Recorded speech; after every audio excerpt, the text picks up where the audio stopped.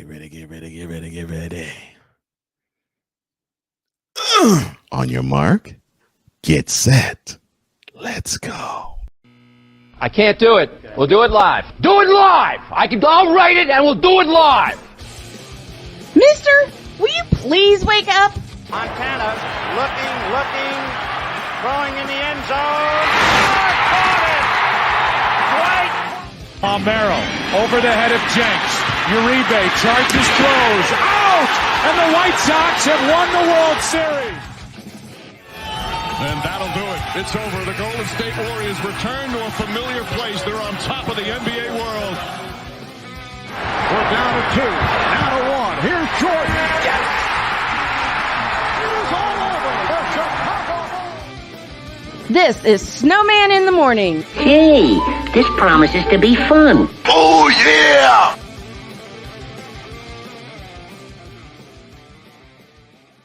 And with that Macho Man Randy Savage greeting, we welcome you to Snowman in the Morning with Cole Johnson. I am one half of that duo, Cole Johnson. The other half should join me momentarily. And of course, today is the day we normally have the Playmaker join us. And he should join us momentarily as well. But for right now, let's do the whip around.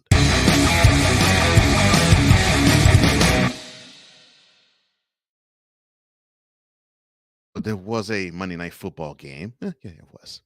Unfortunately, the 27-13 win that the Patriots had paled far in comparison to really what mattered, and that was on the third play of the game. Quarterback of the Cardinals, Kyler Murray, scrambled to the right, seemed to pick up a first down, and all of a sudden, he just went down in a heap. It was a non-contact injury. And it was just unfortunate.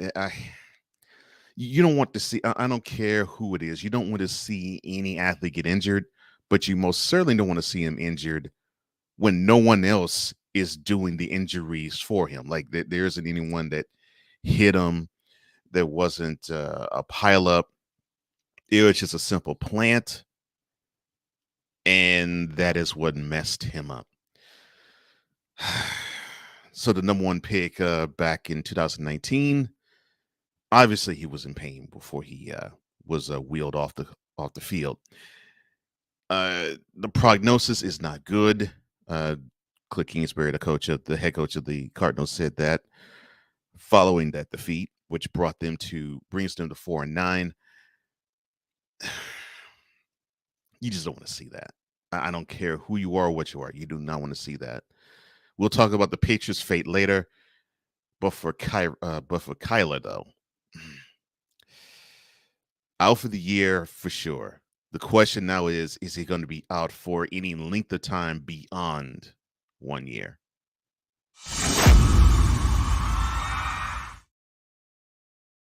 And speaking of injuries to the NBA, the number one draft pick overall last year, Cade Cunningham, he's expected to make a full recovery, but he has to repair a stress fracture in his left shin, which will have him miss all of the rest of the 2023 season. Now, he entered his second season with high expectations, but the stress fracture has caused him to miss already 17 games.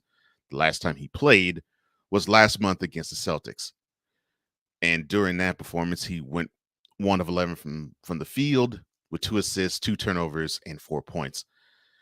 The Pistons immediately ruled him out for 5 games as soon as his injury happened. But the medical staff has suspected the stress fracture was really the cause of the soreness, because basically that's what they thought. It was just a soreness, but it's unfortunate.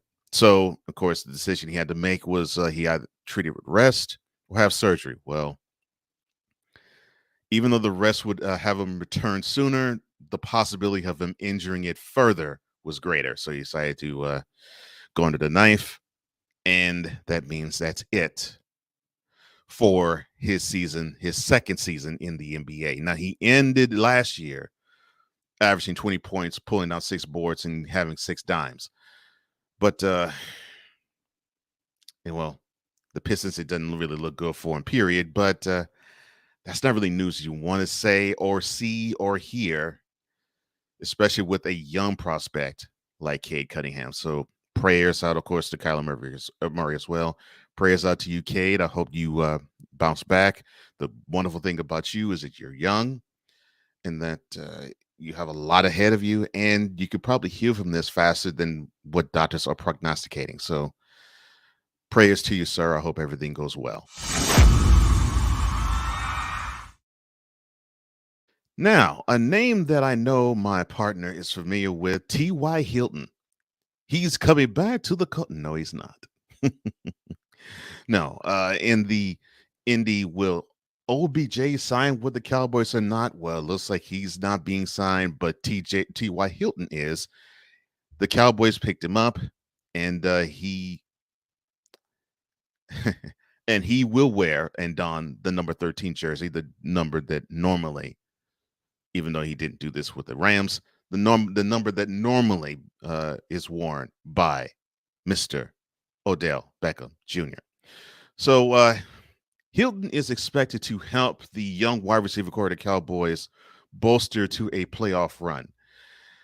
Now, he's 33. He's played 10 years already in NFL, all of them with the Colts. And it looked like that this was a move to strengthen that core. And if he gives them any contributions on the field, that's better. And from what I see, that's exactly how I look at it. I'm like, yeah, he's there to improve the wide receiver room a little bit. Not say that was bad, but you never could hurt, never could never could hurt to have another voice, especially when on the field, to show you how it's done. So there you go. Mike McCarthy, the coach of the Cowboys, or Penny Whistle, as Victor Locke calls him, he said about the addition, quote, great addition. We'll get him out there Wednesday. We'll get him acclimated. He had a workout. Everything passed with flying colors. The timing is right. He's ready to go. Close quote. Now, will he help that room to a championship? We'll see in the upcoming month plus, but I don't know if T.Y. Hilton's really the wide receiver that the Cowboys really sought, but hey, they at least could say they tried out for one.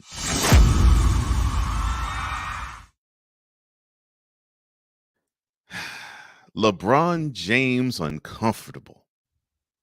Or I should say LeBron James is making the media uncomfortable. We will talk about him making the media uncomfortable by not asking certain questions, but asking other questions tomorrow. We're not talking about it now. And that completes today's whip around.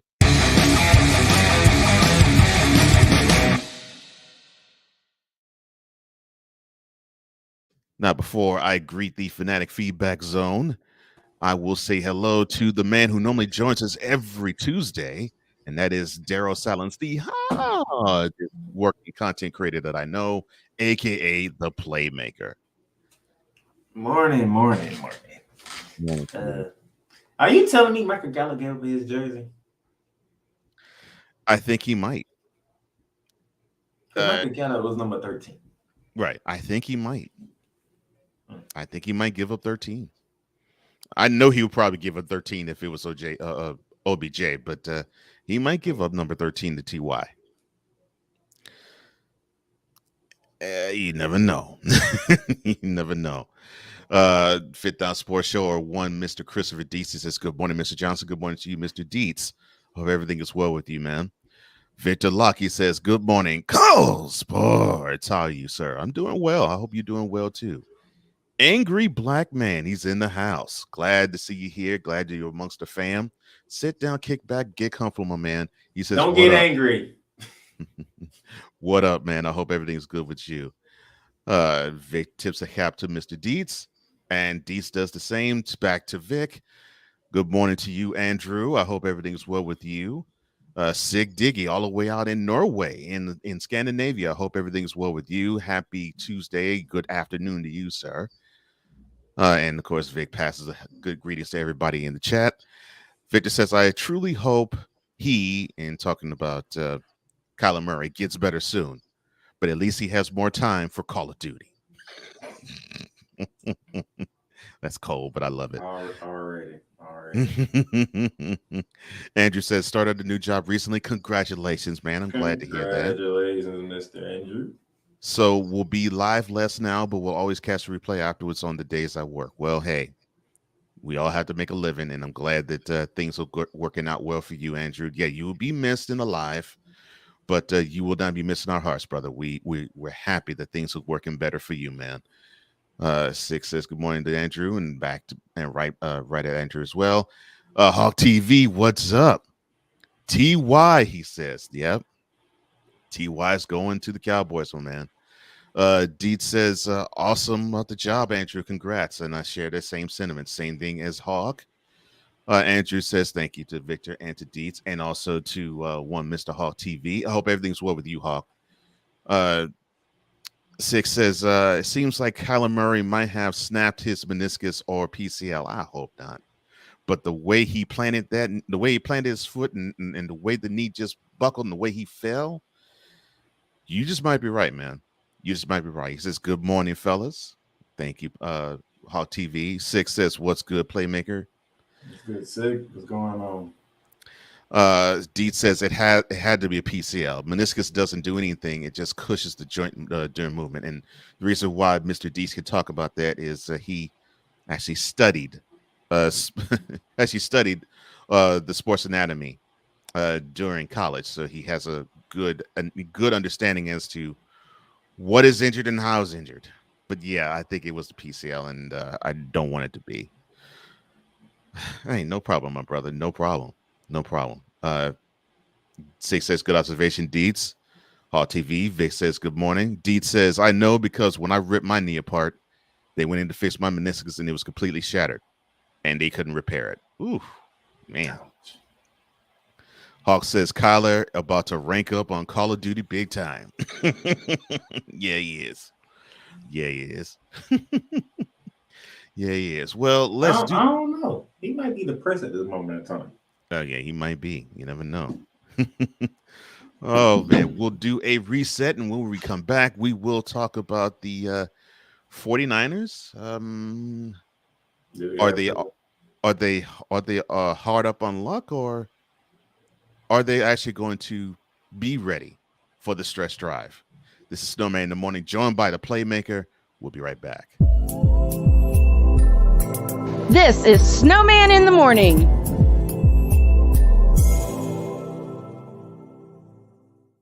SeatGeek is the ticketing app for fans like Boomstick Lady.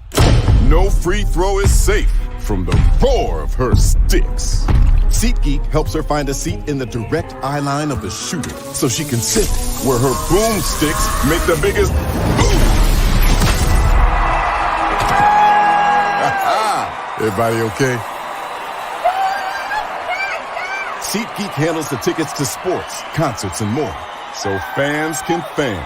Have you had a chance to visit the brand new Snowman in the Morning shop yet? You haven't? Then what are you waiting for? Go to our new web address, snowmaninthemorning.com/shop. That's snowmaninthemorning.com/shop, where you can shop for all kinds of items like a coffee mug, a t-shirt, a sweatshirt, a book bag, and everything else that you need to have the same outfits and the same gear that the crew has. And with each purchase, you will be helping the Snow Strong initiative. We got a lot to do in a short time to get there. Go to snowmaninthemorning.com/shop and get the same stuff that the crew has. And when you do that, tell them Snowman sent you. Thanks. This is a BS3 Network presentation. Politics. They'll write the law, but they'll enforce it differently. Is that going to apply both ways? Religion. God never said that we can't reason together. Matter of fact, he said, let us sit and reason together. Relationship. I believe that everybody wants and needs somebody. From a man's perspective. They say, girls, if I put some polish on that and get him to buy some different clothes, girl, he could be a winner chicken dinner.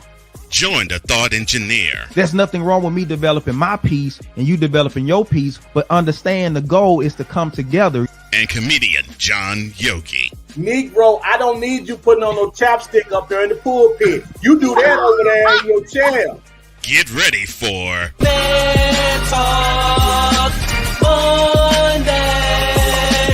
Live every Monday at 7 p.m. Central.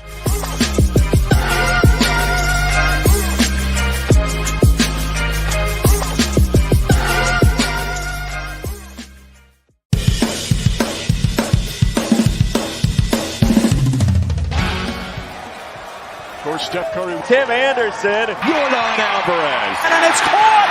Debo Samuel with the catch. Michael Jordan can sense The throw just got the king. BS3 Network. The hottest of hot takes. The coldest of cold hard facts. This is Snowman in the Morning with Cole Johnson. Weekdays at 8 a.m. Eastern. Check your local listings for your viewing and listening pleasure.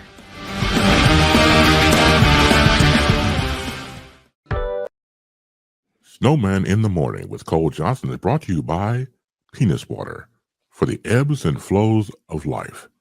Trust Penis 15 Water.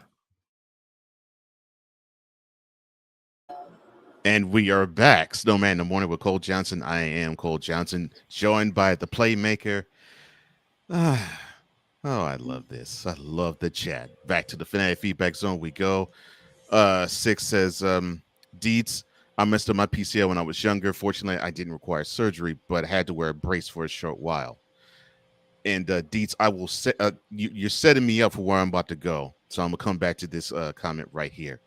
It's wonderful that we get a chance to just celebrate with you guys. I love the camaraderie with everybody. I don't remember asking you a thing. Now, as I was saying, setting things up here. Wait a minute. How you gonna show his cover up there? Talk good things and play Samuel Jackson. That's a backhand compliment. He just gave you the backhand, Rod. That's what Coach just did. Morning, Rod. Deed says, did anyone else see the Debo Samuel injury? Does anyone believe it was just an ankle sprain? The way he crumpled and cried while being put on the cart tells me otherwise. I was thinking that this was going to be one of those injuries that was going to mess him up really bad, but the MRI said different.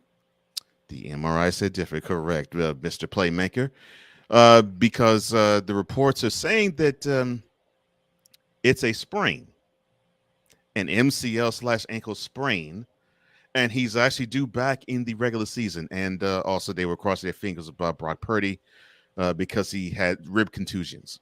But he's day-to-day. It looks like he'll be ready to go Thursday. Now, Samuel might not play Thursday because that's the next game they have when they travel to Seattle and play at the former CenturyLink Field and possibly clinch the NFC West with the slipping Seahawks.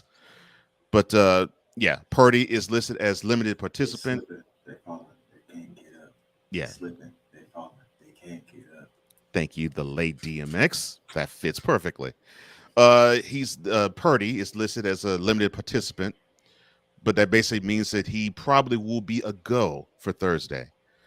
But Samuel, he's probably going to sit Thursday's game, which I think will be smart if they do.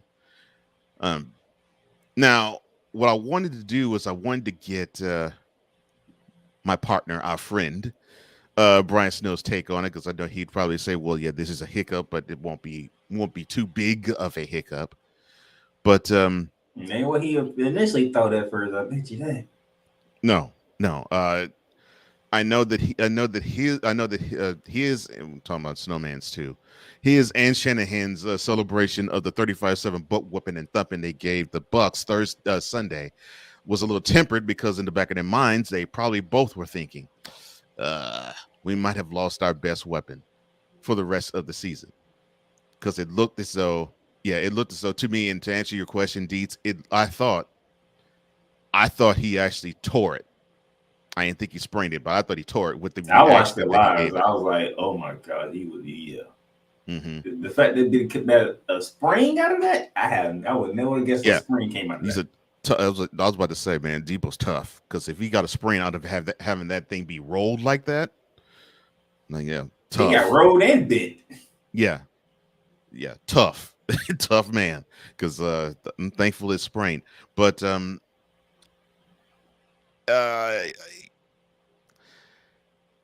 Deet says I thought he broke his ankle. I was thinking that he was going to have two separate injuries. I thought it was going to be he messed his ankle up and he messed his knee up. That's what I thought because it just looked gruesome. And like you said, he was rolled and bent. Playmaker, it was gruesome. It was gruesome. Six says, Deets, I saw Debo was grabbing his leg, but it was scary how he folded up like that. Yeah, it was. It was. And Vic, I agree with you. Like Deets, I agree with you. Like Victor does. He says, yeah, Deets, yeah, that was bad.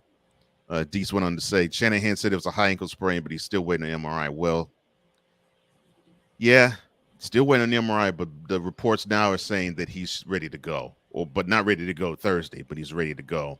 But they're going to sit him for a few weeks. I think they're hoping they can do what they need to do Thursday, and don't have to bring him back until the playoffs. Yeah, I think that's the road they want to take. Clinch the NFC West, so they don't really have to have truly an important game to play, because I think they're still in reach for the number 2 seed, and we'll talk about playoff rankings and seedings and the playoff chase and who's in or who would be in, who is in the hunt, and who just basically ain't even competing or won't be competing mid-January. We'll talk about that in hour number 2. But with the 49ers, what they need now is they need to have some sort of a coasting part, I would have to say, of the rest of the regular season.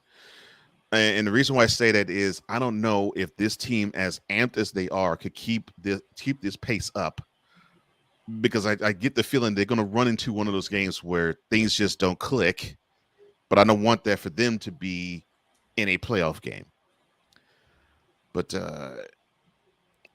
that's actually good news, though, for the 49ers. I'm glad that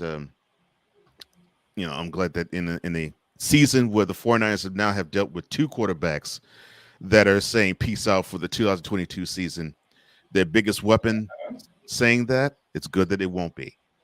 Well, Victor, let me answer that question for you, sir. And he asks, who's gone fishing? As of right now, officially, the Houston Texans. They definitely gone fishing. They've been fishing for a while. The Denver Broncos. Mm-hmm. And the Chicago Bears. That's officially eliminated from playoff contention. Yes. Those and yes, that means my Rams are not officially eliminated. Right. For whatever odd reason. But they pretty doggone close. Might as well just go ahead and eliminate us now. Get it out the way. We're like 4-9. We're not making the playoffs. So yeah, right now it's right after the Rams. So you saying there's a chance. I hate when they do that. So you saying everybody got to lose out and we got to win out. That is not happening. Right. Tampa Supreme, glad that you joined us again. He says, my Bucks too, they are trash. But the thing about your Bucks is that I know they have to guard against having the Panthers catch them.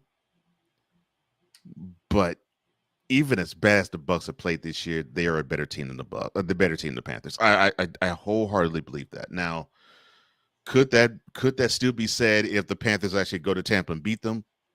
Maybe not, because that would mean the Panthers have swept them. But yeah, it's not a given or a gimme or a guarantee. But I do believe that the Bucks, they're the best team in the NFC South. I think they're going to win the division, and more than likely they'll have to prepare for a showdown with the Cowboys, which they did go to Arlington and beat them the first Sunday night game of the year. Of course. Well, you know that's how 3 months ago.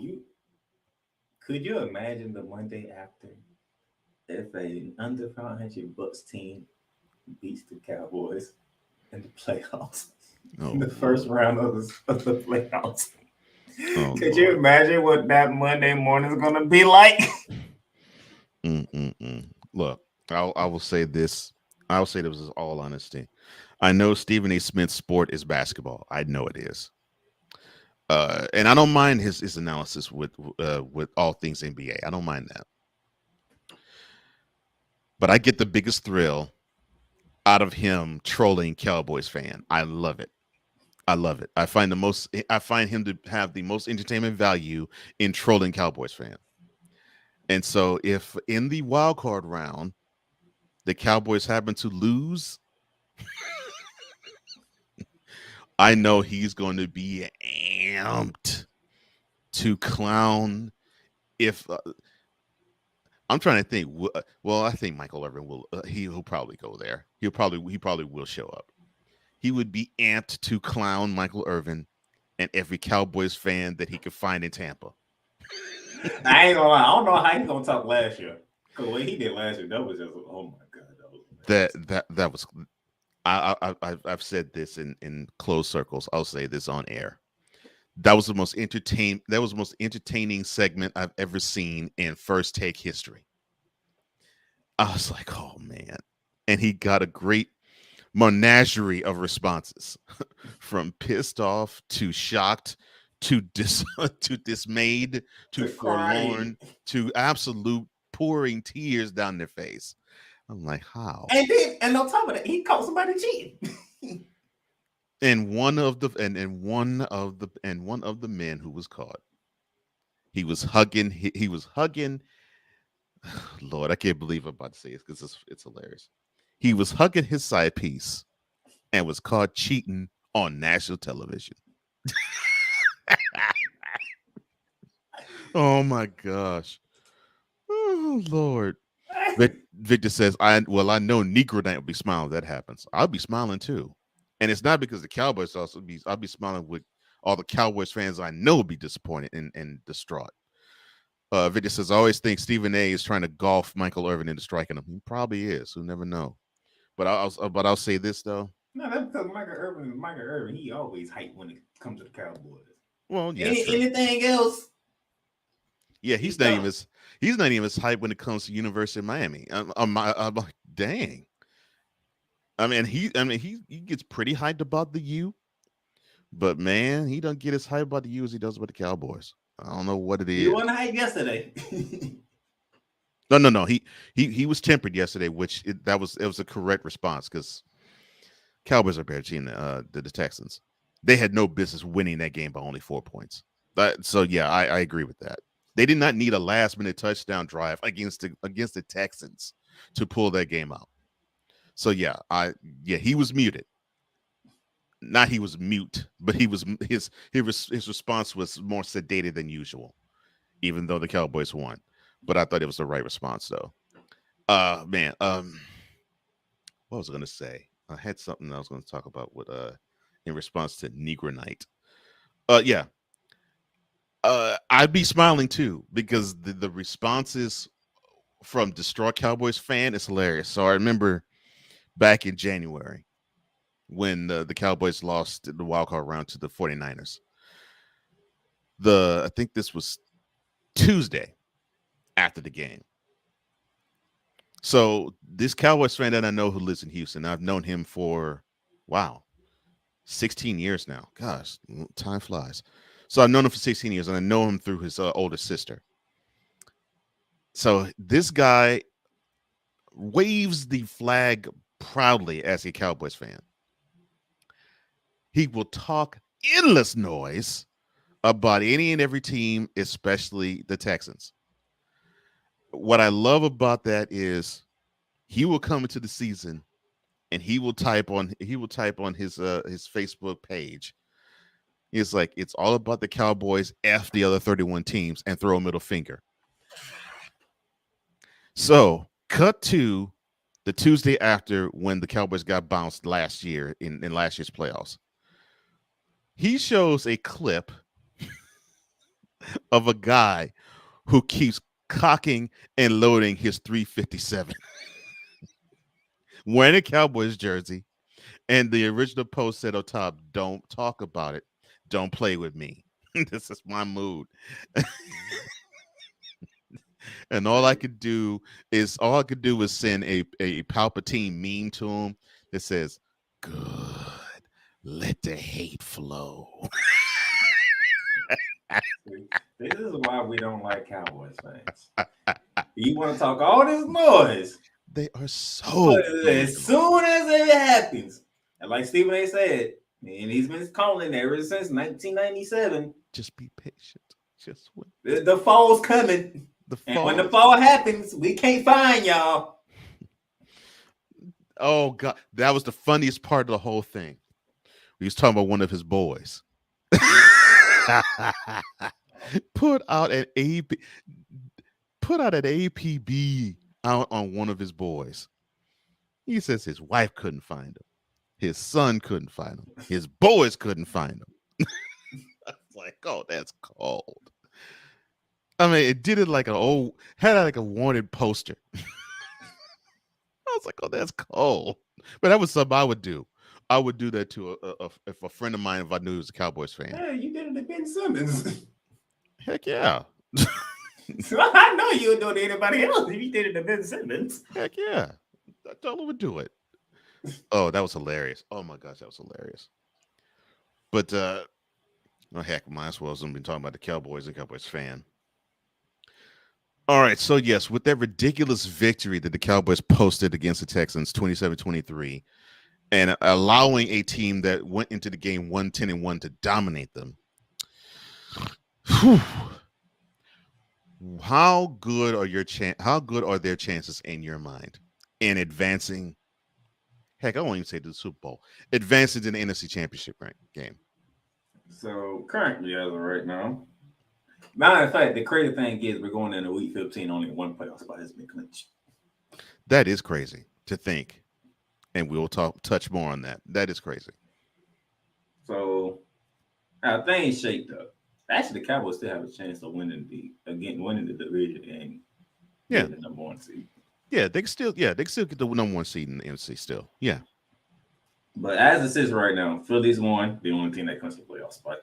Mm-hmm. Minnesota's 2, San Francisco's 3. The Bucks are 4. The Bucks are 4. Cowboys 5. The Commanders 6. And the Giants 7. And I'll go into why a little later. Yeah. So the question is, how can the Cowboys win? They go to Jacksonville Sunday. We talked about yesterday, and I put them on upset alert. Then you have Philly Christmas Eve. Right. That's in Arlington, by the way. That is. It is in Arlington. Then on a short week, they go to Nashville. Mm-hmm. They see how the Titans are feeling around that time.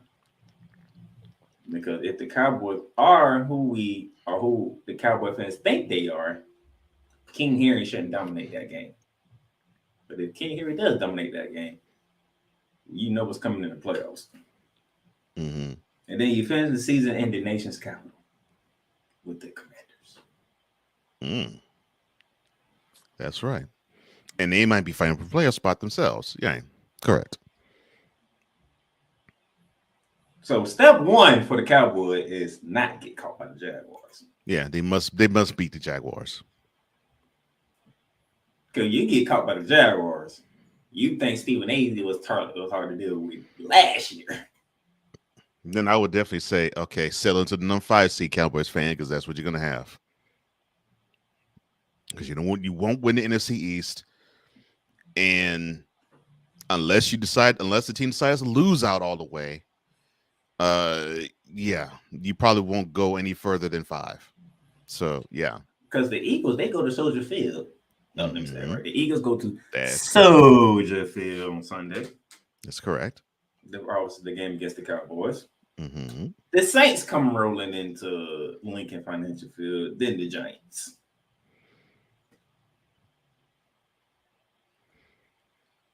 So the Eagles end with 2 home games. Okay. Yes. So pretty much, Cowboys have to win out. Cowboys have to win out, and they gotta hope the Eagles can lose another game. So far, and hopefully a game in the conference.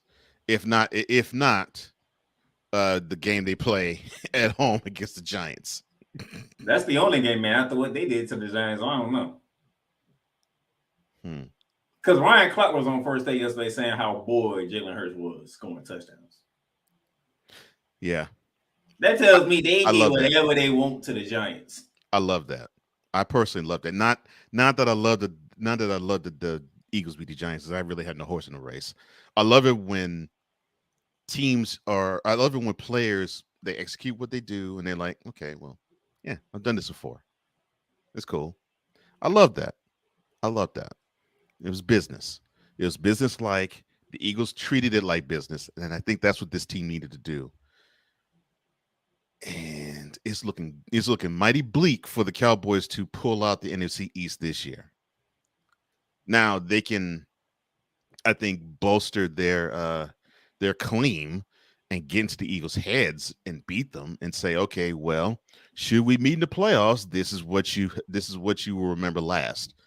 I mean, they could do that, but I think outside of a moral victory and playing head games with the Eagles, yeah, then the Cowboys better settle in for a wild card spot, because I don't think they're gonna sniff the NFC East now.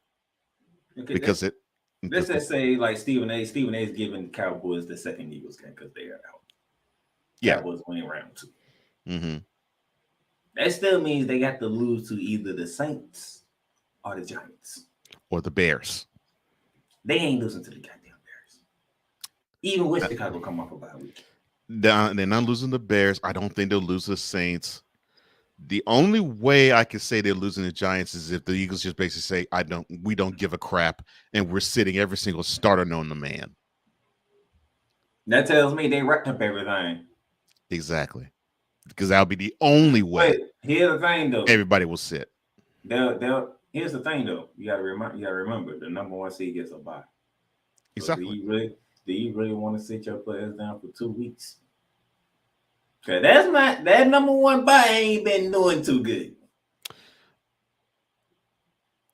They won't. I'll say this: if they clinch it, they won't play long. They won't play that. They won't play that game. They won't play all that game against the Giants. They'll probably start, but then they'll sit, and they'll sit for a considerable amount of that game. Because what else is there to prove? I mean, you already have what you needed locked. But at the same time, number 1 seed has not been making to the Super Bowl. Yeah, true. Yeah, it's been a minute. It's been a minute since number 1 seed's made the Super Bowl, but you got the number 1 seed. That's a wonderful thing, and many fight to have the honor of having the road to the conference's Super Bowl roll through that city. That's why in the AFC side it is important. It is vastly important for the Bills to claim home field, because they have an advantage to me that neither the Bengals nor the Chiefs have, and that's weather. And yes, I know it can get cold. It's gotten brutally cold in Cincinnati. I know. But with Buffalo, that's not the problem. But with Buffalo, brutally cold is a great January. More like you had to deal with a whole stiff wind and quite possibly a blizzard. You never know. You never know with Buffalo. They had the Dolphins coming up Saturday. That's the primetime game Saturday. Mm-hmm. They go to Soldier Field the following week. I hope Justin Fields make it out of that game alive. They go to the Queen City for a Monday night tip. That game, if Joe Burrow wins that game, y'all better be afraid of Cincinnati, because he already beat Patrick Mahomes 3 straight in a calendar season. in a calendar year. If he takes down Josh Allen along with it, I'm just saying. To me, that's yeah. They finish off with the Patriots. They finish off the Patriots at home. Orchard Park. Yeah, finish the Patriots at home. The Chiefs, on the other hand, they get to go to Houston. Yeah, what a tough game. How lovely. They get to go to Houston. Then the Seahawks come to Arrowhead. Mm-hmm. Seahawks still fighting for a playoff spot, so that's not going to be a gimme. But the Chiefs are a better team. They get round 2 with the Broncos. I think this time they actually gonna put it on the Broncos. Yeah, I think they're gonna say, yeah. We had our fun at Mile High, but you're at our place. Yeah, I agree. And then they finish off at Vegas. And they'll yawn to a victory there.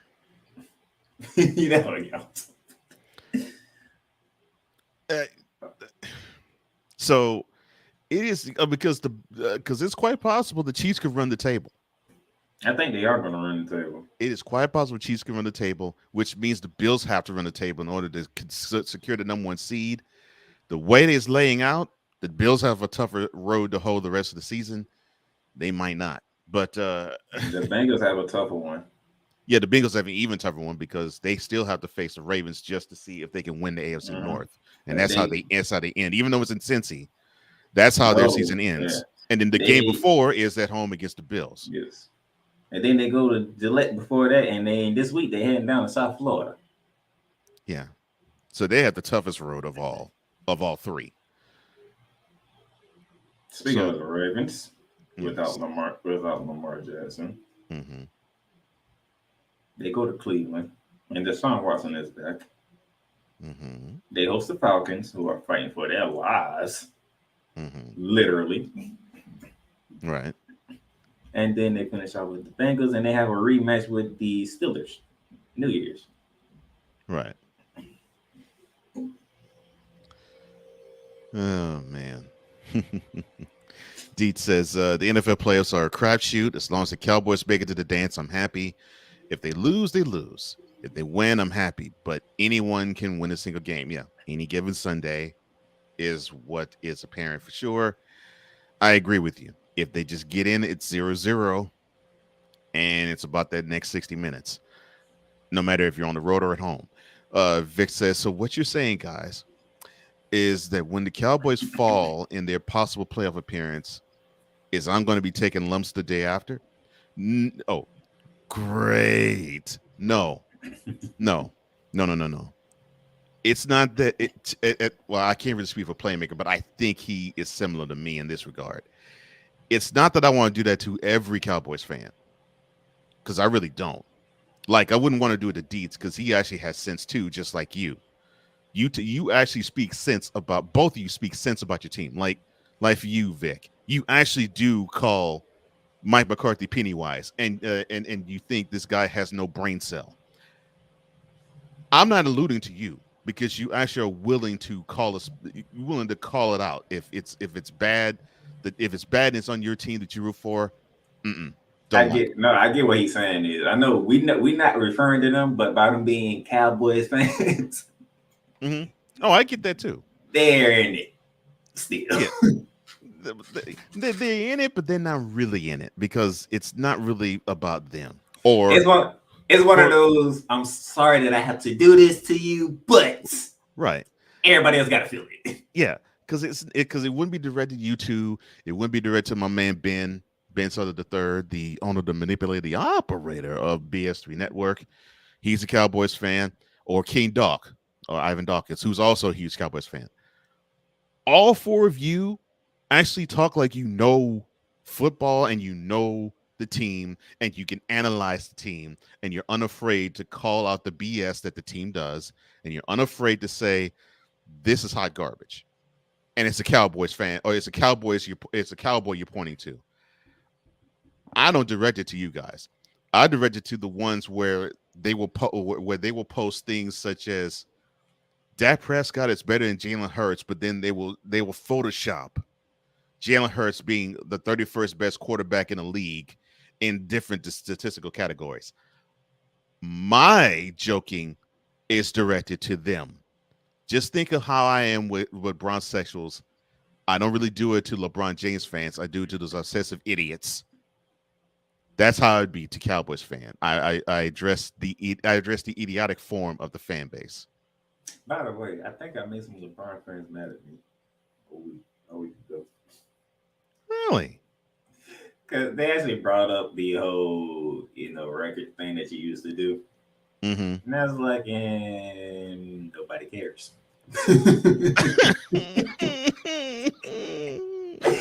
I'm like, why does anybody care when he's losing? I mean, then somebody try to respond is like, Greg, like Pop is the winningest coach in the league, and you saying it doesn't matter? No, because San Antonio ain't nobody talking about the Spurs.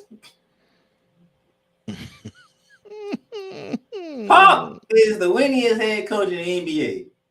Do we talk about San Antonio or him at all?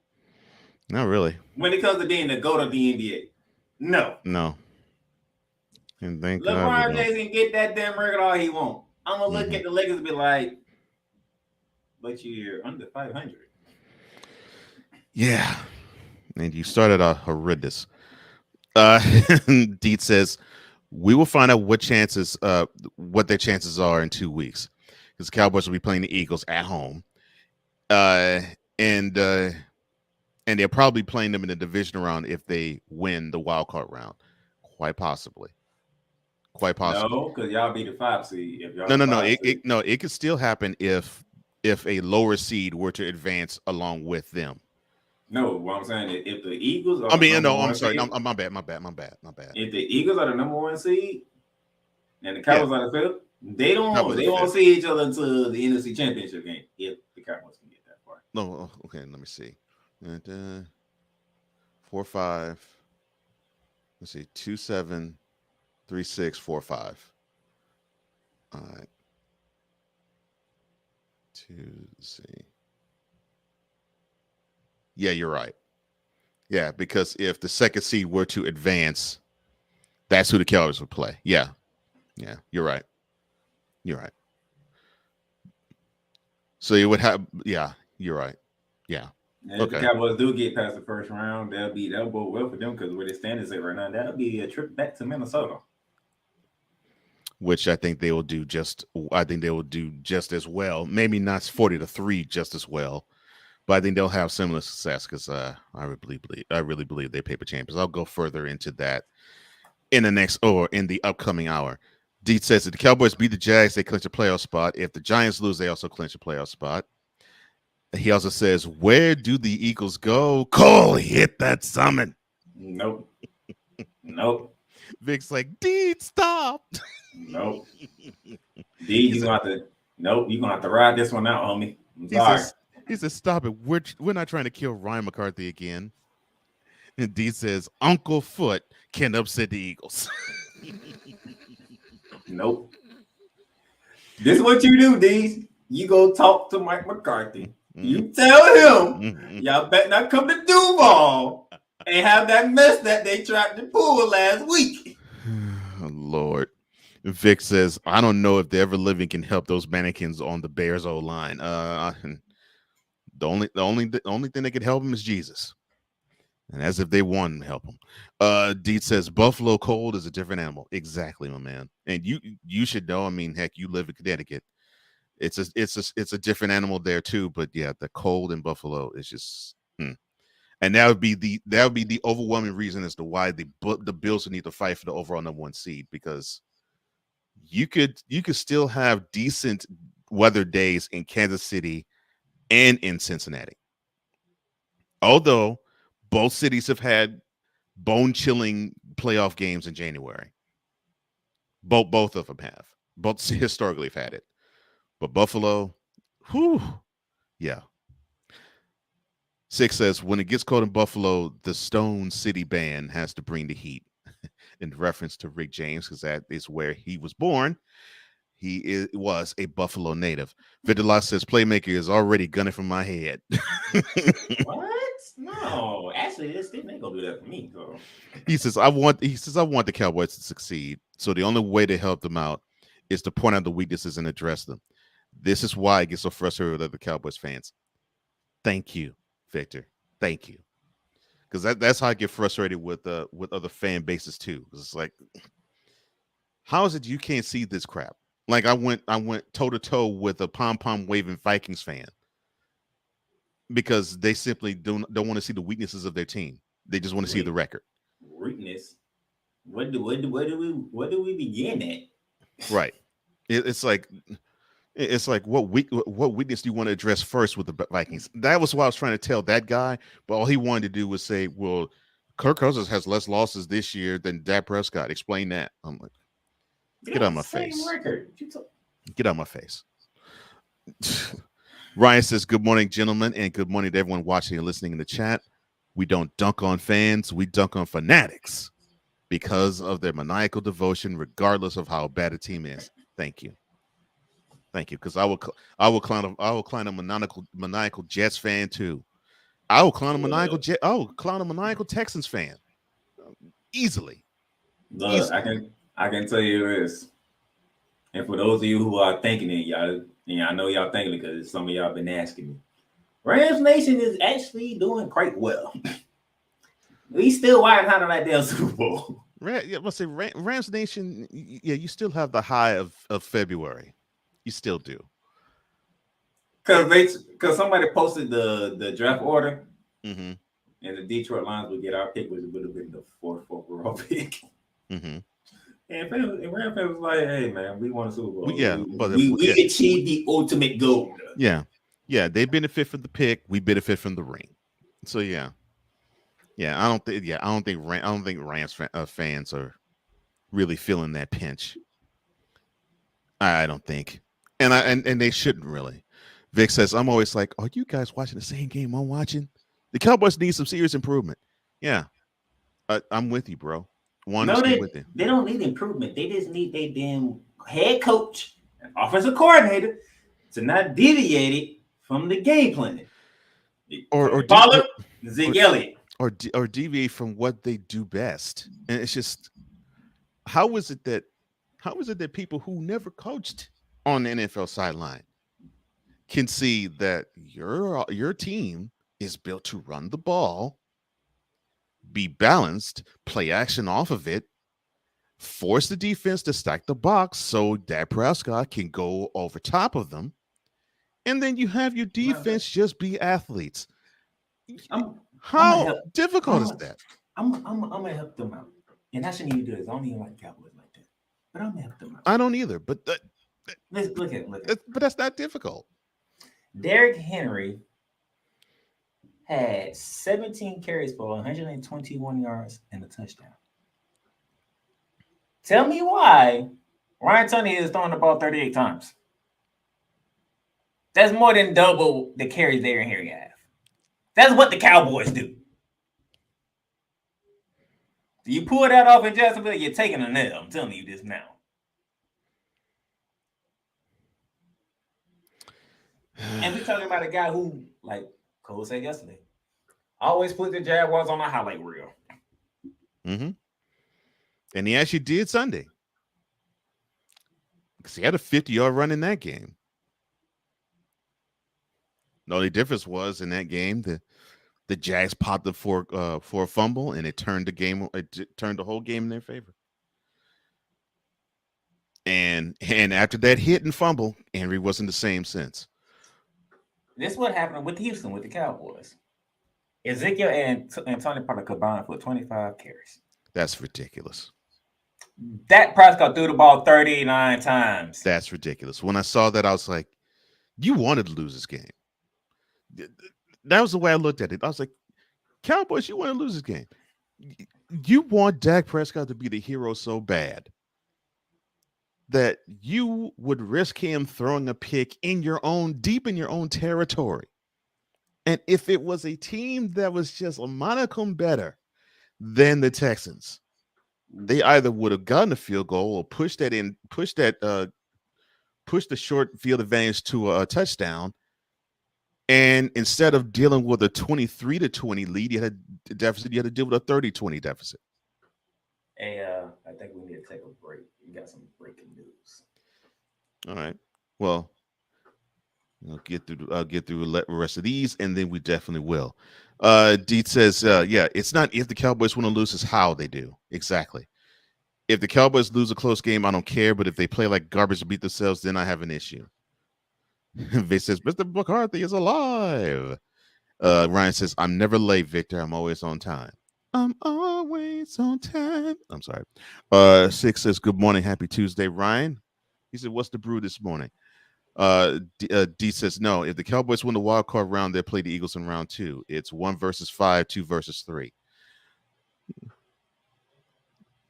That is assuming if 2 actually gets through. Or 3 gets through. Ryan says, good morning, Sick. The brew is from a local coffee house down the street from my house. It was me with a cadre of like-minded men for Bible study this morning. God bless you, sir. And I'll be definitely hitting the Bible later today. 6 says, what's the subject of discussion? And he says, for Sick, we were going through John's Gospel and we were going through chapter 5, the Samaritan woman at the well. Don't say that last comment for when we come back. Oh, we'll do. And I read about that. I read about that. And I was debating if I wanted to talk about it or not, but I guess I had no choice now. 6 says, oh, yeah, I'm sorry. Rod, he says, Deets, the Patriots and the Steelers are still the standard for the AFC. Not in 2022, sir. Vic says, this Cowboys fan reality check is sponsored by Dax Farm Produce. All from the Hall of Farmer himself, Dak Prescott. And yes, I will definitely take heed to what my co-host is saying.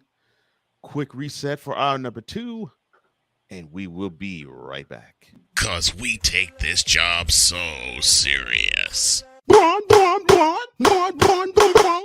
in the all types of blue hell? This is Snowman in the Morning with Cole Johnson.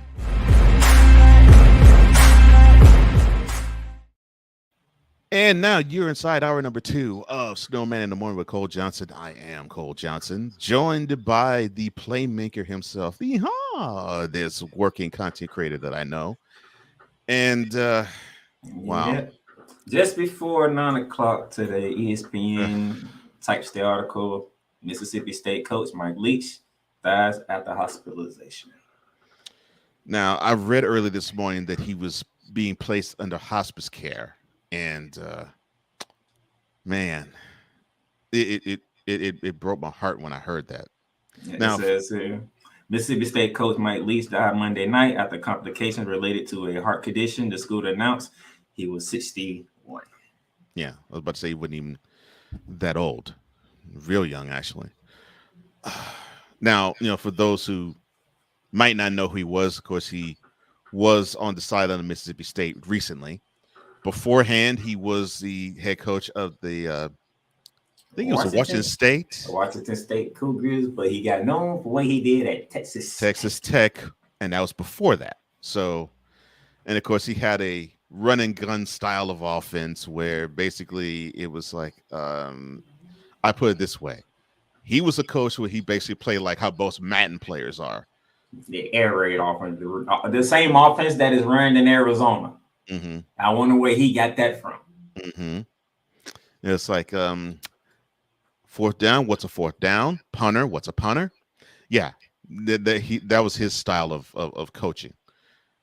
I wasn't the biggest fan of Mike Leach because sometimes he'd pop off at the mouth and say something foul or say something messed up. But when he wasn't that way, he was actually a humorous guy. He actually came up with a lot of witty one-liners. He talked about food a lot too. Yeah, he was a foodie. He was a foodie. Now, he was 158 and 107 in his 21 seasons as a head coach. And as I said, he was known for his quirky personality and dry wit. And he loved talking about history as well, along with business and politics, which is probably why he has been in different places. And he could talk about it as comfortably as he would QBs making right reads. And he was always about having a smart QB running his offense. Now, he, like I said, he suffered from complications of heart condition, and I read earlier before we actually went on air that he was being admitted into hospice care, and I was thinking, wow, it's like that. Jeez. But yeah, that actually about 15 minutes ago. And yeah, the news just came, and it is Mike Leach. He's dead at age 61 from heart complications. And then we are joined by my partner, Who's that, Snowman? Mr. Who One else? Brian Snow. Good morning to you, sir. Rest in peace, Mike Leach. Rest Yeah. in peace. One of the masters of the air raid offenses. I just got the word. I sent you a message, Cole, about what I was doing today, and that word just came across my desk, and I'm joining audibly so I can make sure I keep an eye on Jody and also tend to you guys. Quick update, probably for the remainder of this week. My camera appearances will be few because I am tending to a very sick wife as she heals. It is indeed just a viral infection. It's not COVID, and it's not the flu. So That's good. yeah, that's very, very good.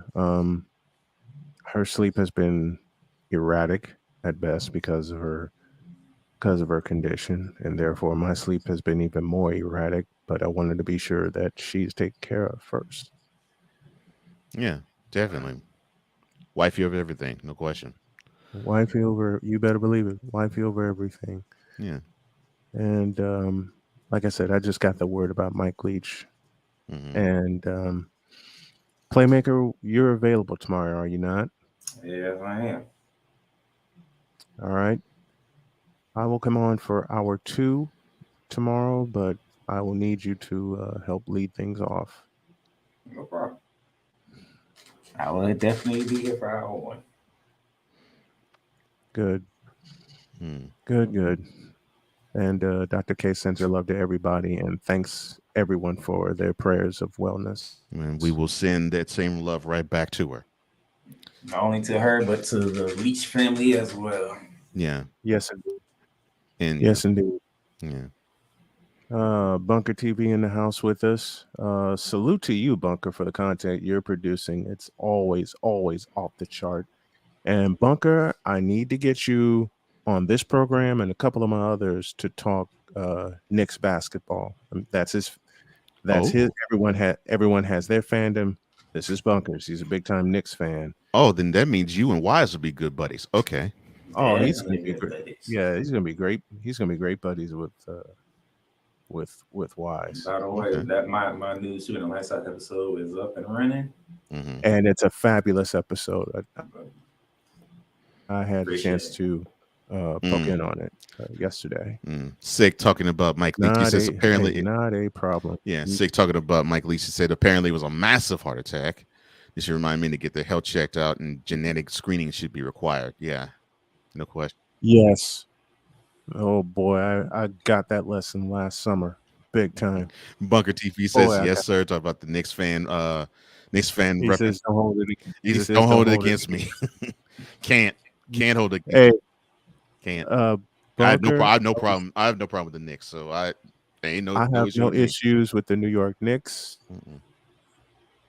In fact, one of my favorite players of all time was a lifetime Knick, and of course, that's Patrick Ewing. Same with me. It's easily my favorite Knick. I mean, how can you listen? The Knicks gave the Bulls all kinds of hell in the 90s. All right, that's granted, and that is what made the 90s NBA something I will talk about tomorrow, since I had a conversation with a few certain people.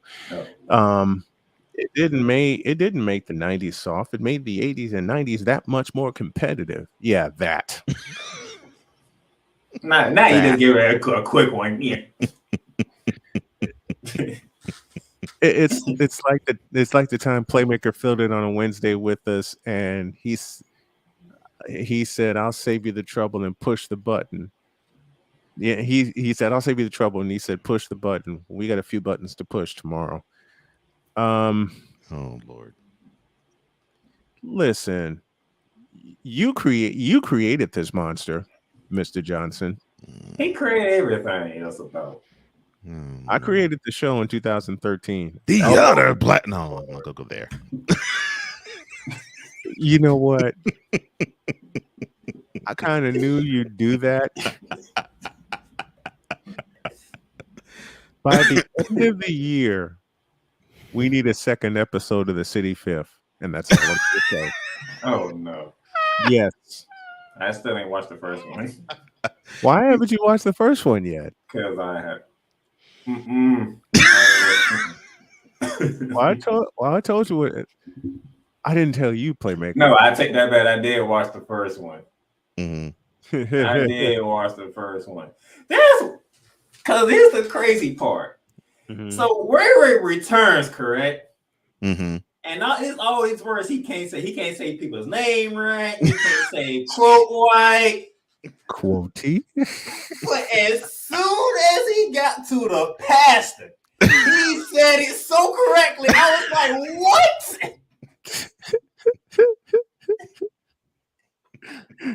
I was like, wait a minute. Did anybody else catch that? He said the entire title correctly, but he can't say quote right. And in one breath. And in one breath. Oh, that's the stupidest. That's the stupidest part of all. And I mean that in humor. Mm-hmm. That's the stupidest part of all. He said the entire pastor's name 3 times. 3 times, all correctly. But he can't. But Ray can't say quotey, right? Yeah, he tries to imitate Lawrence Tanter with Carissa Dillajabilum, and he had to put that extra hum on it. Exactly, like Lawrence does with Abdul Jabbar.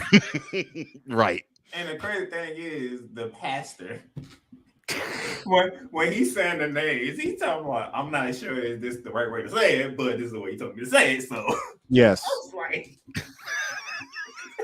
you know what? You're a pastor. This monster started. The City Fifth, which I said has to make an appearance before the end of the year. Mm-hmm. This monster started with Victor because he basically said the name, mm-hmm. and then Ryan McCoffey came up with the shorthand. Mm-hmm. And while all that was being put together, and Victor said it again. Why, Victor? Why? Victor said it again in the chat. Mm-hmm. All of a sudden, one day, when Victor said it again in the chat, I hear Cole say, quote, and I have the pastor's name. I said, oh, Jesus. And I knew it would be something off the chart. I knew it would be ridiculous. I just didn't know to the nth degree of how ridiculous it is. I mean, of course, the church that you referenced as the City Fifth. I mean, it had to be ridiculous. We knew it was gonna be ridiculous, but what the nth degree was you was gonna go with it? What went up in your head and say, you know what? I'm gonna take every title there is and I'm gonna combine it. That's exactly what went in my head. I was like, yeah, every single title, because unfortunately, you know that person that just, and not only did he say this is the role I serve, no, that they include that in their name. I'm like, Lord have mercy, that is not your name. But yeah, when I saw Victor's church title and Ryan's shorthand, I was like, okay, I have to step it up and be just as ridiculous as the name of the church and the shorthand. And for whatever reason, I don't know what came about. Let me put the third at the end of it, just for lineage reasons. That's right. That's right. Yeah, because there was there was two other Winston Aloysius Jenkins. Yes. Andrew says, can't wait for the return of that segment. No, look at the one above that one. Damn you, Victor. And Victor says, who knew that Ray Ray was a religious hoe?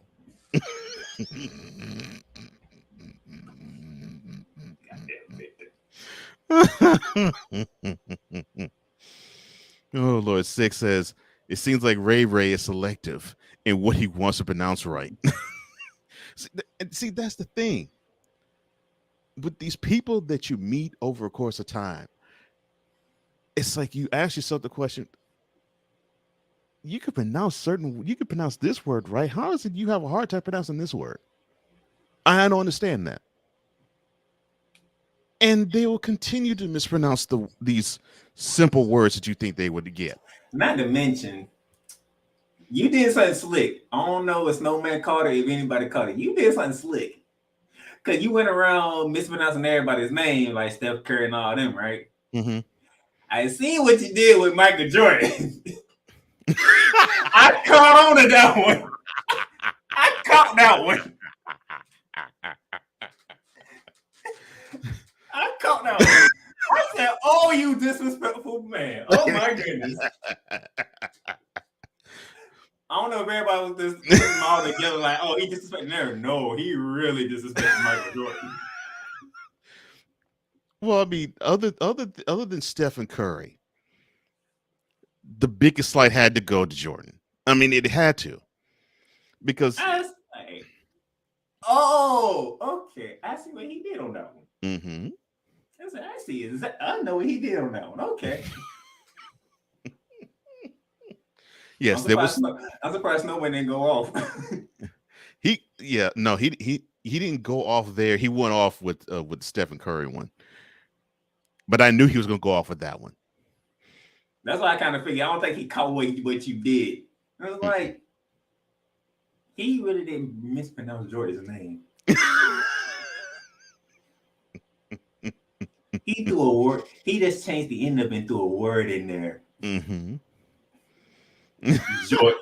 Jordan. I was like, ooh, that's that cold. That's cold. Oh Lord. When I did this, it was funny because I popped the chat with Larry Bird's mispronunciation. And I didn't think I was going to pop it with them. I was thinking, that's going to be too simple. But they loved the Larry Bird. They loved it. I don't know why, but I was like, okay. When I got to Shaquille's name, I laughed my butt off when I created it. I'm like, oh Lord. And all those is what I did. I did that in order. When I created it. I got the Shaquille's. I was like, oh Lord. And what sucked is I think my big one was Kevin Durant, and it didn't go off the way I wanted to go off. You know, because I figured Kevin Nappy Head would be perfect, but it just didn't connect like Jordan's did, like Steph Curry did, and like Larry Bird, obviously, and Will Chamberlain. So I was like, dang, didn't connect the way I wanted. But yes, it was supposed to be the most disrespectful slight of all of them. Yes. Yeah, I caught it. That's very disrespectful. Mm-hmm. It was supposed to be. It was meant to be the most disrespectful slight. What's up, BS3, brother? I'm glad you're here. Glad that the owner, the manipulator, the operator of the BS3 network is here. We talked about your Cowboys earlier, so my apologies. He says good morning to the chat. Six says, I met a lot of religious hoes in my life. A few were born again virgins as well.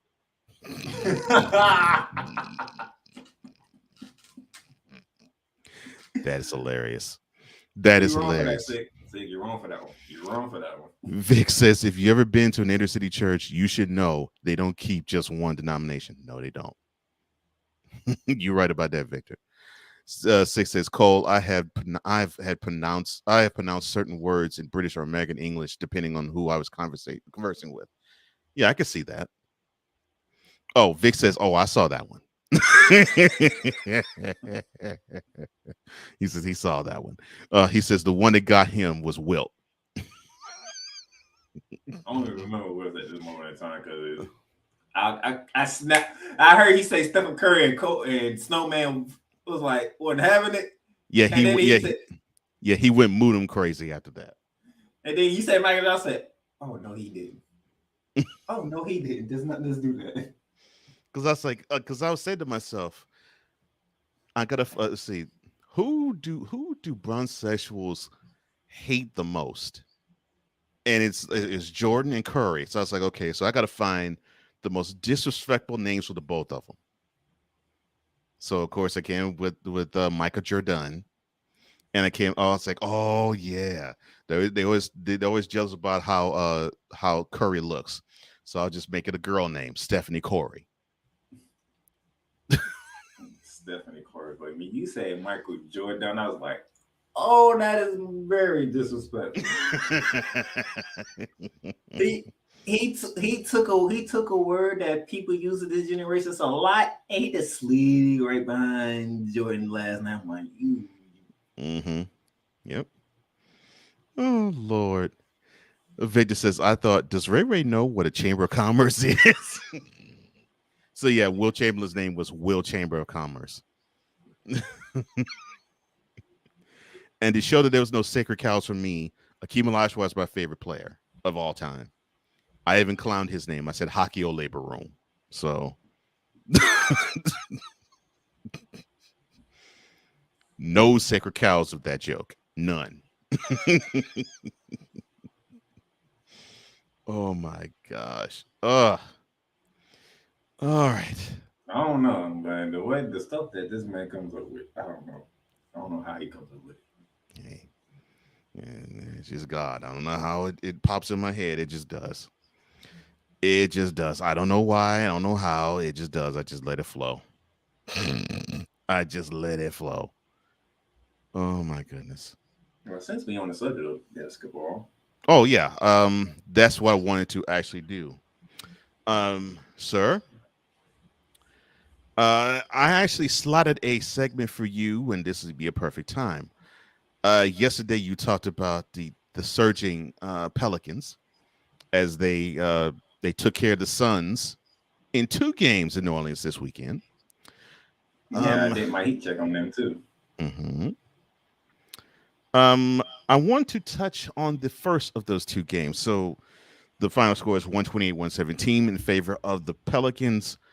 But the Suns took umbrage with one Mr. Zion Williamson doing a 360 dunk with under 2 seconds to go in that game. One, do you think that was wrong or foul of Zion to do? And 2, do the Suns have a point in catching feelings about, I guess you could say, the Pelicans piling on or Zion piling on? I have no problem. No, I do. Well, as a former basketball player, I kind of do have a problem with what he did games in hand. He didn't have to dunk the ball. I mean, your team stole the ball, they threw it, you just couldn't jump the ball out. But you did what you did. So the reaction from the Suns, I have no problems with it. You know where my problem lies at? What happened in the very next game? Well, they put forth the W. Exactly. Yeah. You can't tell me, even though they didn't have Devin Booker for game 2. But if you're going to take umbrage against a team, right? And you heard the commentary, and this is how rivalry started and all this stuff. Mm-hmm. Your very next game against the same team in the same building. In the same building. And you still get beat. Yeah. Yeah, you went 0 for the weekend against them. Where's that fire at? I guess they're going to wait until either April or May. The very next game. I can see if you had like a couple of games in between, and then the next time y'all met, and then you get beat again. Man, you play some games before you met them again. Mm-hmm. This was the very next game. Mm-hmm. Y'all had a day off, and you met again. Mm-hmm. And Zion still put up basically the same numbers he did in game 1. Mm-hmm. This man scored 70 points in 2 games against y'all. And matter of fact, these are the two games he played against you because he ain't played in the first meeting, which the Suns won. Right. Oh, and by the way, even though y'all didn't have Devin Booker for game 2, they didn't have Brandon Ingram for neither one of those games.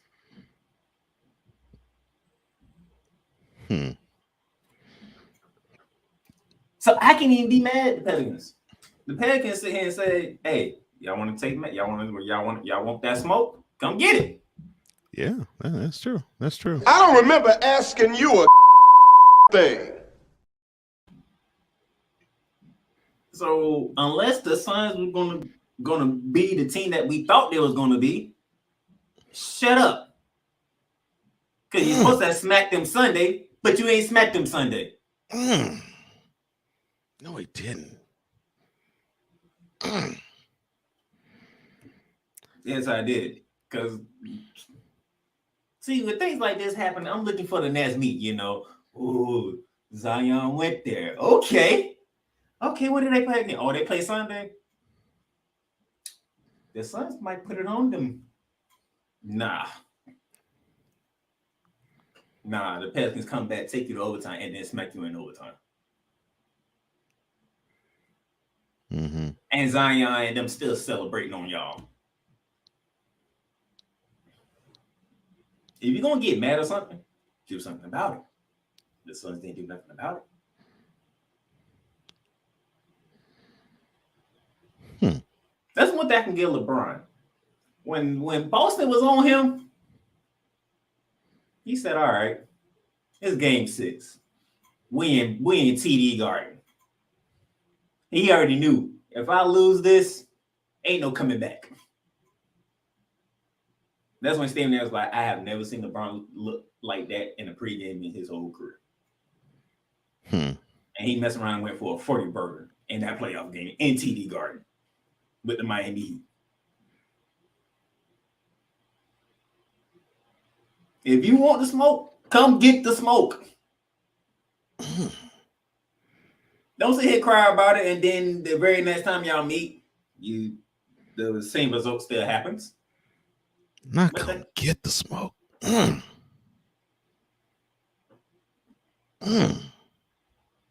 you still lying? No. Shoot, matter of fact, our first Saturday night primetime game was an NBA Finals rematch between Boston and Golden State. And you knew Golden State wanted the smoke. Yeah. Yeah, they wanted to prove they would bet it's still the better team than and the Boston. Splash Brothers showed up.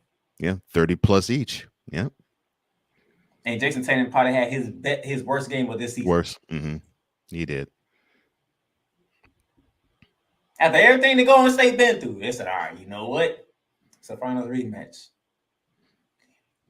This is the best team in the NBA right now. They giving everybody the business. We want that smoke. And we home." Klay Thompson, Steph Curry said, "Hey, we still that team. The record might not show it, but we still that team."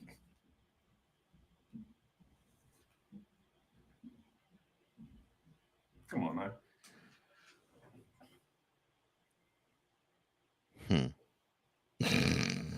That's saying. And the way the Pelicans are rolling right now with the healthy Zion, the West better wake up.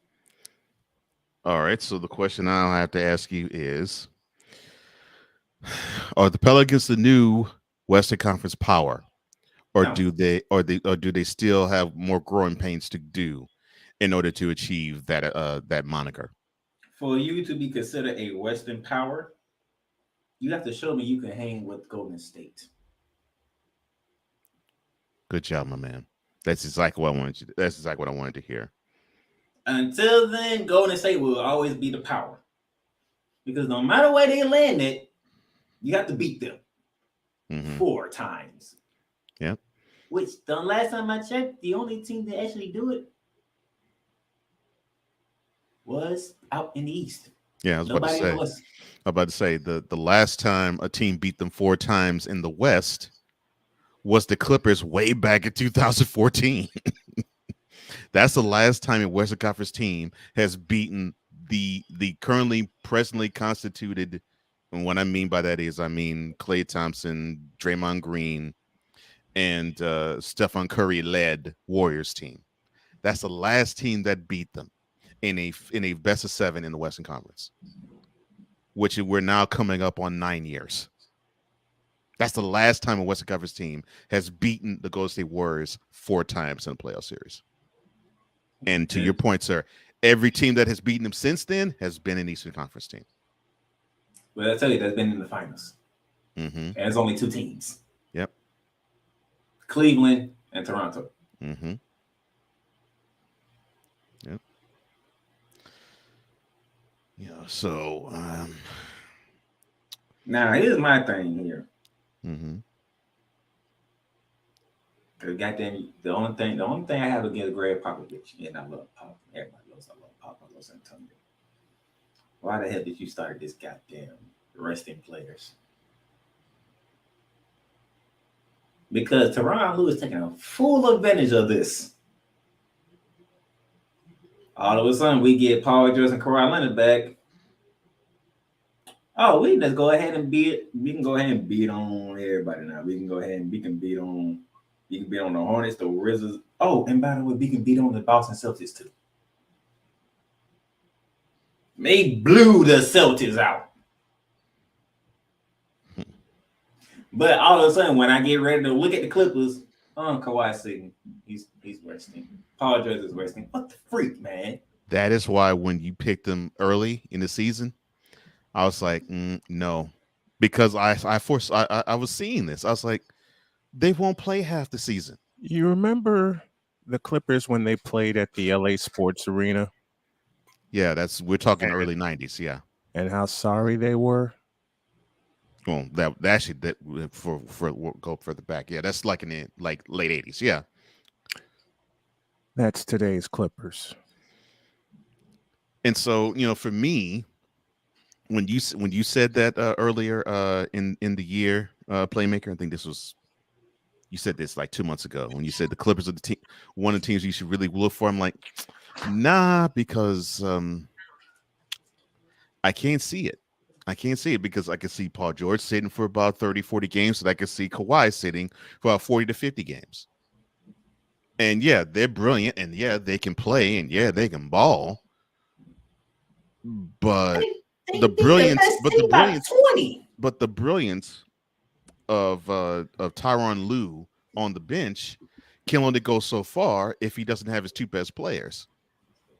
In other words, the Clippers suck.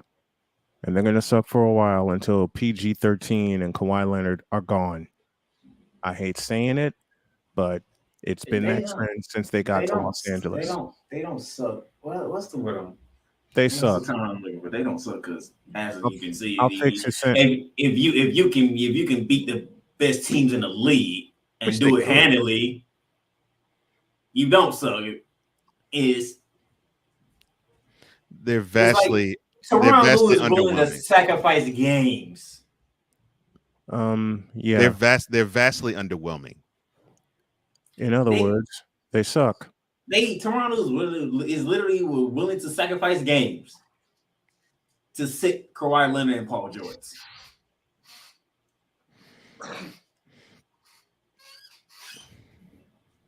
I'm like, dude, your team, the team that you have constructed right now, can literally hang with anybody in the West, including Golden State. But they have an eye toward mid-April and later. And well, I don't think they're not as bad as Kyrie, but yeah, they have an eye toward mid-April and later, and they're thinking, okay, well, these regular season games don't matter, but the problem is you got to win enough of them in order to qualify. And on top of that, you giving up home court advantage to a team like Golden State. And you're going to give up home court advantage in the first round. So in saying that you're basically putting onto the public, oh, we can win a best of 7 without the home court advantage against any team, and they can't. Like, you have to literally go to Golden State and take one from Golden State.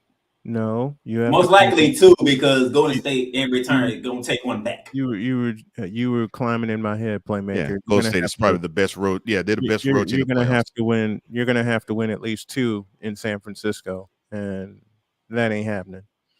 And the move that saved the Warriors season, Draymond Green with the second unit. You add that veteran presence. And you need that energy. Yep, you need that energy and that veteran presence to that second unit. Since Steve Kerr made that move, and he was very, very hesitant to make that move, Mhm.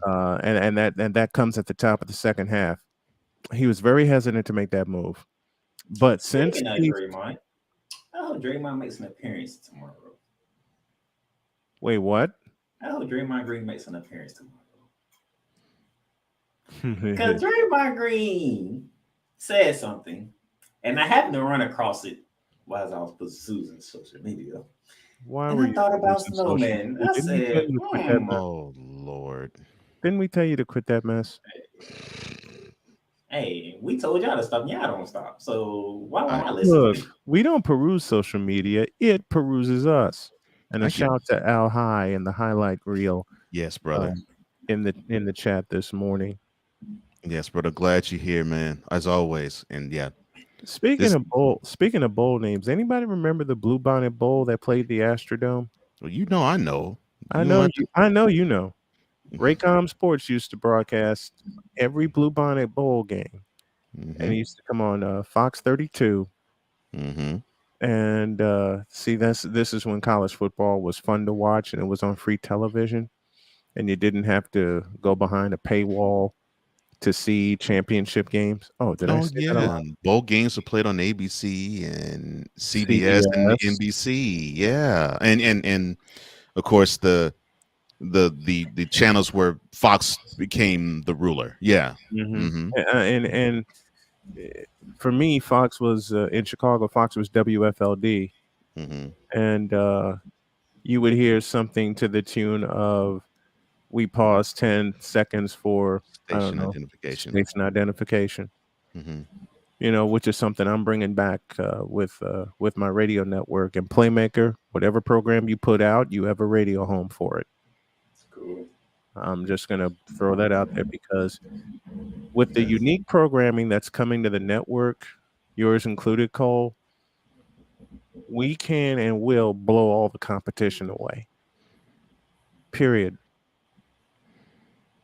You know, I was just told to I was just told to put my thoughts out there by someone who was trying to ridicule me. I said, all right, then I'll put this out there.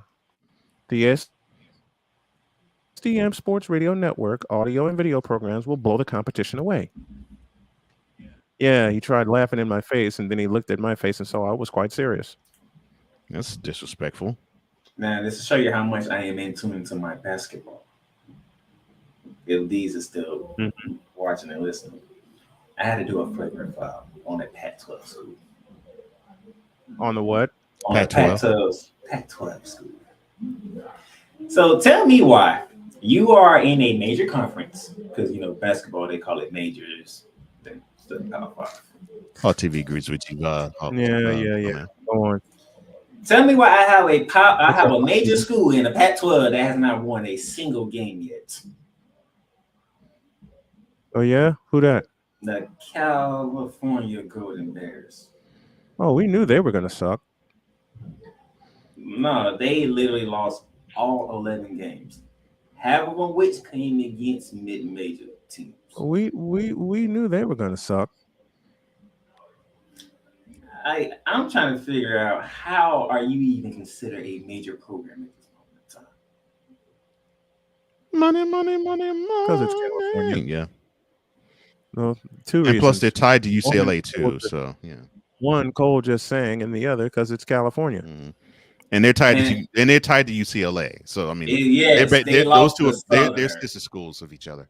Southern went to California and beat Cal. Mm-hmm. Beat their ass. I was like, are you kidding me right about now? Don't worry, Florida State on their way to a flagrant foul too. I'm Who's planning to that? cover the Other? Larry Hamilton. I may borrow Florida. a page from Playmaker and put all the HBCUs in on a flagrant foul because I have something cooking on that aspect. I'll reveal that next week. So it got something to do with a certain coach that left and went to a school. And more. Traitor. And more. Traitor. I kind of figured. Traitor. I kind of figured out. Because I never really let all my thoughts loose. I will do that either later this week or I'll do it early next week because it's still festering right now. Here's my thing. Let me. I get what Dion said. I get what he said when he did his initial interview with Jackson State, right? His initial press conference. I don't remember saying how many years it was going to take to do it. That's what I'm trying to figure out. I don't recall him saying how many years it was going to take to make it happen. He didn't. You're correct.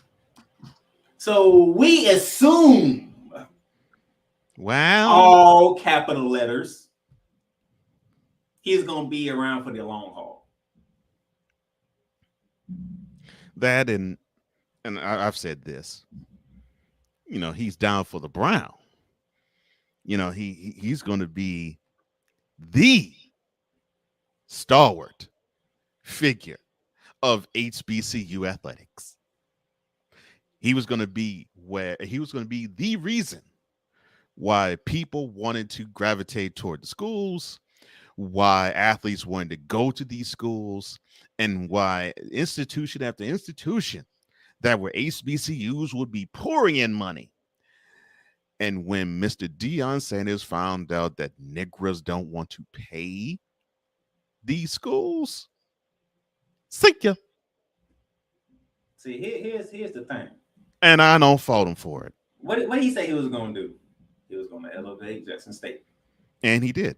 And not only elevate Jackson State, elevate all HBCU programs. And he did. I want all my brothers to listen to me carefully. College Game Day went to Jackson, Mississippi. And Al, I have an issue with him in how he voiced that. But go ahead, Playmaker.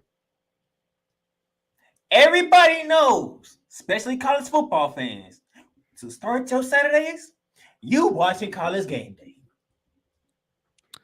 And when has College Game Day ever went to an HBCU before this year? I'll wait. They literally went to Jackson State for College Game Day. I'll wait. And they didn't just wait any other game. They went to their biggest rival game. The only other time I've ever seen ESPN go to an HBCU school was First Take when they went to Florida A&M when Will Parker was getting a building dedicated in his honor. That's the only other time I've ever seen ESPN go to an HBCU. But College Game Day, they have never been on an HBCU campus until this year. And by the way, guess who's the guest speaker? Stephen A. Who graduated from a HBCU? Yeah, North Carolina. No, sorry, Winston-Salem State. Yeah. There's no time limit when elevation happens. Some that happens quick, some that it takes time. Matter of fact, he had a 5-star recruit who committed to Florida State, turned around and said, nope, I'm going to Jackson State. A 5-star recruit. Leaving Florida State. Like, he already had planned to go to Florida State. You know what? I'm going to go to Jackson State. And remember, at the turn of this year, that was the rave. They were like, look at this. Look at what Deion's doing. He's getting 5-star recruits to go to HBCUs. Now go to Jackson State, go to HBCUs. And yes, these is because of Deion. We know this. Well, duh. Of course. But the ripple effect has happened. You now have Eddie George, who we didn't know wanted to coach any type of football. Now he's the head coach of Tennessee State.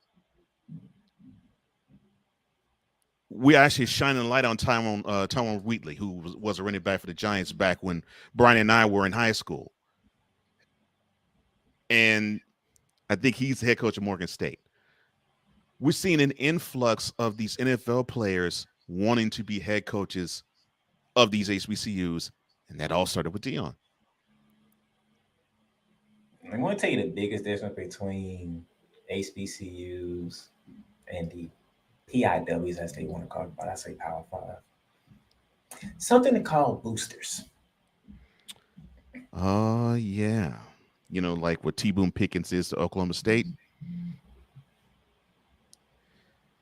That school will be nothing unless he would not have thrown money year after year to that school. You know, the fact that these boosters actually back their schools. Deion used his own money to get a new facility. I ain't hear nothing about boosters helping. Oh, we can go further. Use his own money to improve the building conditions of the school, to get last names on uniforms, to get better equipment, to feed his athletes. All of that came from his own money, but that gets glossed over. Of course it does. Because I'll hit all that. I'll hit all that tomorrow. Yeah, that got glossed over because Deion had the unmitigated gall to want to go to a PWI because they were willing to pay him $5 million. The gall of him wanting to chase money and not want to build an institution. And when I mean institution, I don't mean Jackson State. I mean HBCUs, because he's turning his back on the black. Get real. Thank you for my subject for tomorrow. And while we got a few minutes left, how much do y'all want to bet that Sunday Night Baseball will have a new voice this coming season? And y'all already know who that voice is.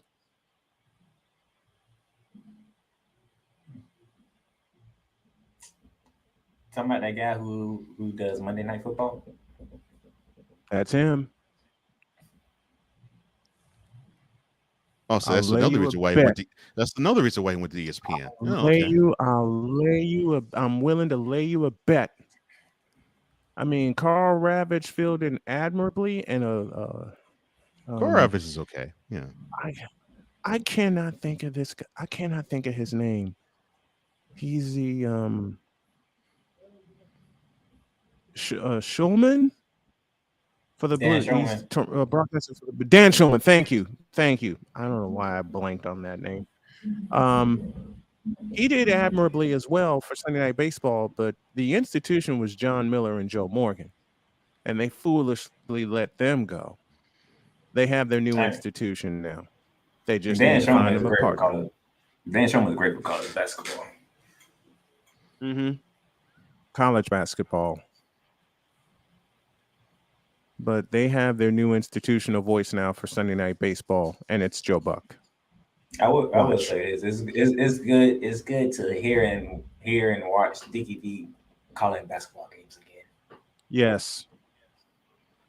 Look, he and I share a common denominator. We both beat cancer. We both beat cancer, and we went back to work.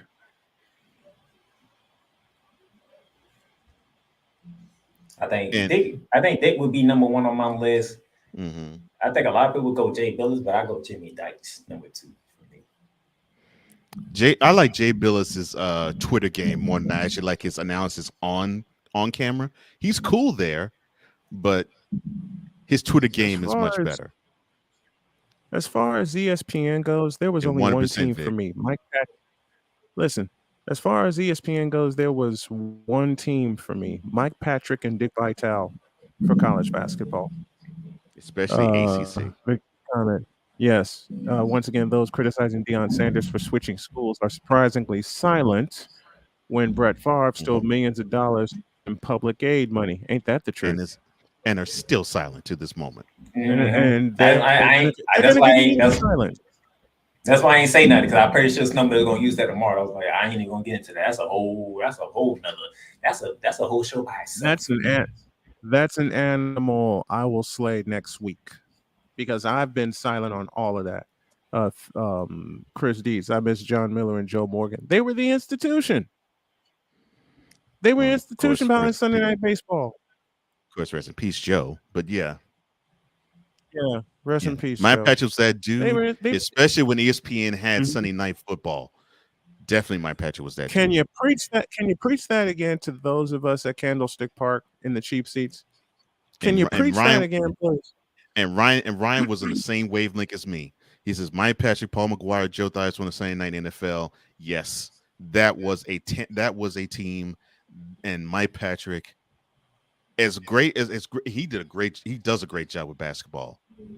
I loved him for NFL, and I still think it was his mistake for ESPN to let him go, because he knew how to call games.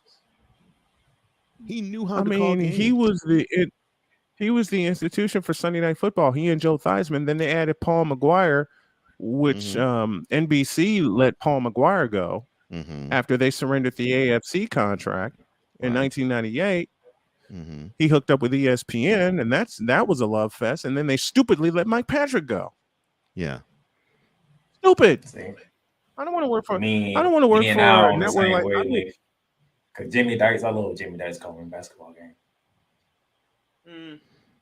It's well, yeah. They need to find a successor to Dick Vitale, but Dick Vitale's going to call games until he goes 6 feet under. Man, you ain't gonna find a replacement for Dick. You ain't gonna find a replacement for Dick Vitale. I can tell you that right now. This is true. This is true. This is true. This is absolutely true. We're on the verge of getting out of here. I want to thank you all for your patience as I tend to my wife. I think she's going to be on her way to the doctor here in just a minute. But it's been a tough few days seeing her ill, and of course not seeing her at full strength. Yeah. And I haven't been at full strength either, because I've been very fatigued, especially lately. Yeah. So thank you all for not just keeping her in your prayers, but me as well, as we both get better. Definitely are. And I love you, Mike Breen, but the voice of the NBA for a long time for me was, first of all, Brent Musburger, and then Dick Stockton after that. And I'll mention this name, which will make Cole Johnson smile: Frank Lieber. The late great Frank Lieber. Yeah, he did. He still does not get his just due. Still does not get his just due. He does here. Al, I have a bone to pick with you. You promised me another appearance on this program, and I know you're busy, and I'm giving you mess for it. When's that going to happen? Tune in later on to find out. No, I'm kidding. All right, let's get on out of here. Let me thank Cole Johnson and the Playmaker for filling in for me. The Playmaker has me for the bulk of the show tomorrow. I will let y'all know about Thursday. It depends on it depends mostly on how my wife is feeling.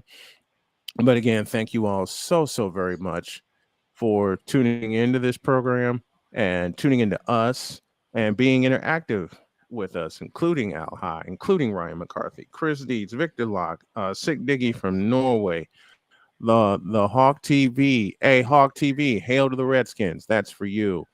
And all of our rowdy friends that join us each and every morning, including Rod West, who is just doing a bang up job with it. No, I'm kidding. Rod is doing some great stuff. I want y'all to subscribe to each other if you have a YouTube channel, and stay subscribed to this one. Join us on Patreon, patreon.com/SDM Sports Radio Network.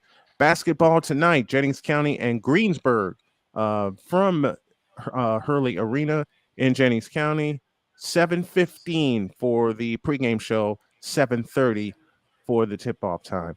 Have a great day. God bless. Remember to make your next move your best move, and always remember, thank you for that, Cole, if your dreams don't scare you, then they are this. Oh, Jesus. And you summoned her more than once. I'm sorry. Then they're not big enough. Good thing I had my eyes closed. Dream big, do bigger. Please, that's what we all are dream big, doing. do bigger. And don't let your eyes burn after looking at that picture. We're out of here. See y'all tomorrow. Peace.